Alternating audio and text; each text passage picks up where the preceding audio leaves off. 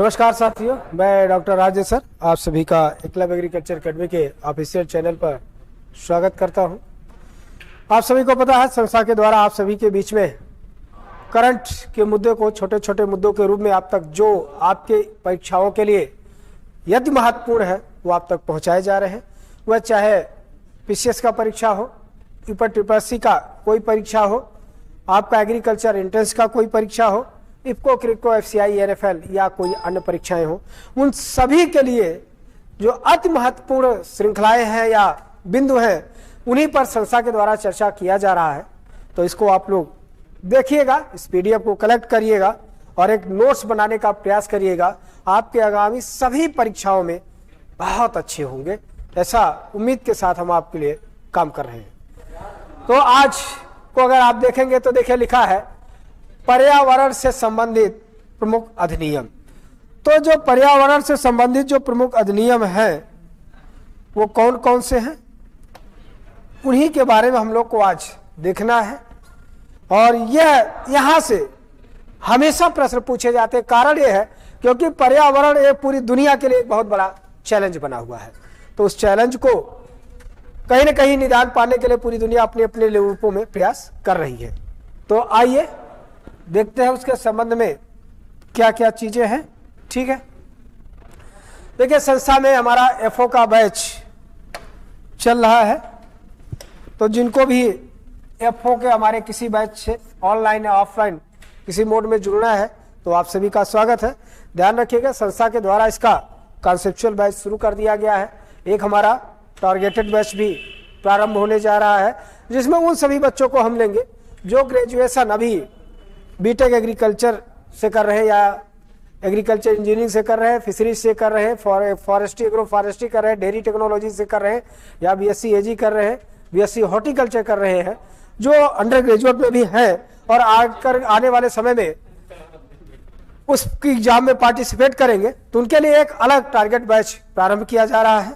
बाकी हमारा एक बैच चल रहा है, आप उसमें जो है सम्मिलित होकर के अपने कार्य को पूरा कर सकते हैं। 17 अप्रैल से हमारा नया बैच FO का भी प्रारंभ होगा, आप उसमें भी आ सकते हैं। और फिर हमारा जून में हमारा 5 जून से हमारा MSc AG का एक वर्षीय कोर्स और हमारा FO का एक नया बैच प्रारंभ होगा। उनमें आप जुड़ना चाह रहे हैं तो आपका वहां पर भी स्वागत है। हमारी संस्था में TA के सुपरवाइजर का ऑनलाइन ऑफलाइन दोनों मोड में बैच प्रारंभ है।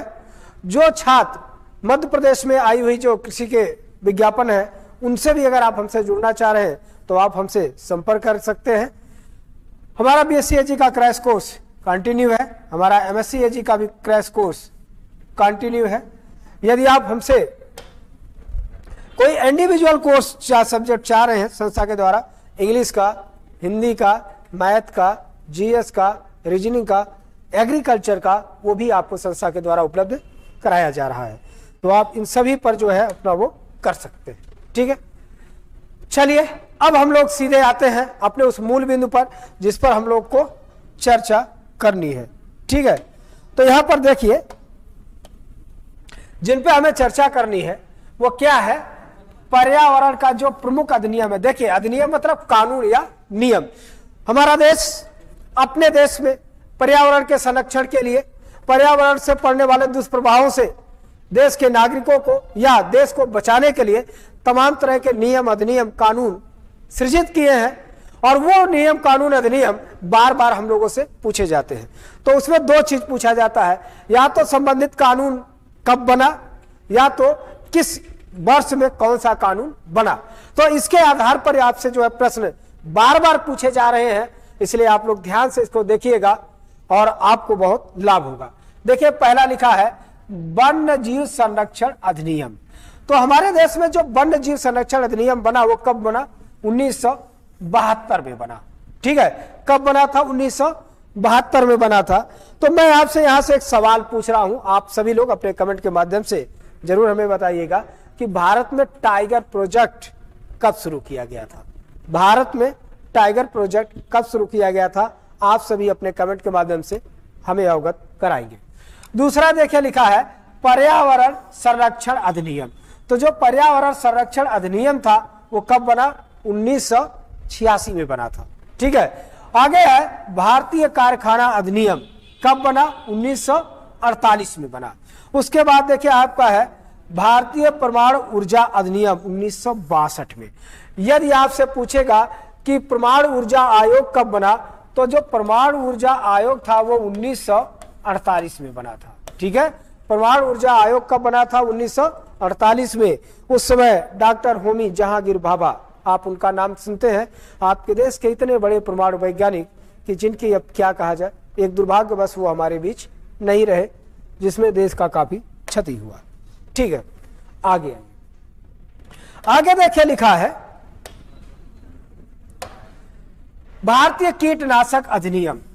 भारतीय कीटनाशक अधिनियम 1968। देखिए जब एग्रीकल्चर के छात्रों को हम लोग पढ़ाते हैं तो वहां पर 1968 और 1969 दो मिलता है। ठीक है, तो बच्चे यहाँ पर कंफ्यूज हो जाते हैं, तो ध्यान रखिएगा, यहाँ पर कंफ्यूज होने की बात नहीं है, यहाँ पर स्पष्टता की मैं आपको एकदम वो दे रहा हूं। देखिए यह अधिनियम बना था 1948 में ही। भारतीय कीटनाशक अधिनियम कब बना? 1948 कह रहे हैं, 1968 में ही बना था, लेकिन यह लागू हुआ था 1969 में। तो पूछता है कब बना, तो 1968 में, और कब लागू हुआ? 1969 में। इसमें कोई कंफ्यूजन ना रखिएगा, यह बात दोनों अलग अलग है। ठीक है, आगे लिखा है जल प्रदूषण निवारण तथा नियंत्रण अधिनियम। तो यह कब बना? 1974 में बना। उसके बाद देखिए लिखा है वन विभाग की स्थापना, मतलब भारत में वन विभाग की स्थापना कब हुई? तो कब हुई? 1980 में हुई। अगला लिखा है वायु प्रदूषण निवारण एवं नियंत्रण अधिनियम। तो यह कब बना? 1981 में बना। कब बना? 1981 में बना। ठीक है, उसके बाद देखिए लिखा है आपका, ठीक है, पर्यावरण प्राधिकरण अधिनियम। तो हमारे देश में चूंकि पर्यावरण प्राधिकरण अधिनियम कब बना? 1985 में। एक सवाल पुनः मैं आपसे पूछ रहा हूं, गंगा एक्शन प्लान, तो गंगा एक्शन प्लान कब बना था? यह आपको बताना होगा। ठीक है, आप अपने कमेंट के माध्यम से बताएंगे तो अच्छा लगेगा। आगे लिखा है भारतीय मोटर वाहन अधिनियम। तो भारतीय मोटर वाहन अधिनियम कब बना? 1988 में बना। और उसके बाद जो बना ध्वनि प्रदूषण तथा निवारण अधिनियम। ध्वनि प्रदूषण तथा निवारण अधिनियम कब बना? 2001 में बना। ठीक है, तो ये सारे सवाल हम लोगों से बार बार पूछे जाते हैं। ठीक है, और देखिए यहां पर हमने जो है कुछ महत्वपूर्ण वर्ष लिखा है। ठीक है, जिसको आपको ध्यान रखना होगा, बार बार ये पूछता है। ठीक है, बार बार ये पूछा जाता है। लिखा है प्रमुख अंतरराष्ट्रीय पर्यावरणीय वर्ष। तो लिखा विश्व जैव विविधता वर्ष। अंतरराष्ट्रीय जैव विविधता वर्ष जो हमारा बना, अंतरराष्ट्रीय जैव विविधता वर्ष कब मनाया गया? 2010 में।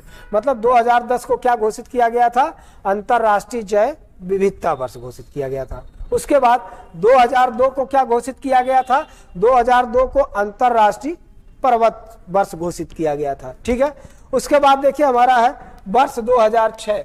तो 2006 को क्या घोषित किया गया था?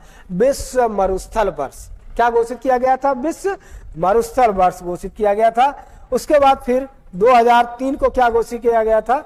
विश्व सतत विकास वर्ष। ठीक है, विश्व सतत विकास वर्ष किसे घोषित किया गया था? वर्ष 2003 को। उसके बाद देखिए 2011, तो विश्व 2011 को विश्व वन वर्ष घोषित किया गया था। आपको कमेंट के माध्यम से हमें यह बताना है कि वर्ष 2023 को कौन सा वर्ष घोषित किया गया है। आप सभी को अपने कमेंट के माध्यम से आपको बताना होगा। तो आज के लिए इतना ही, मिलते हैं आपको अगले एपिसोड में। तब तक के लिए जय हिंद।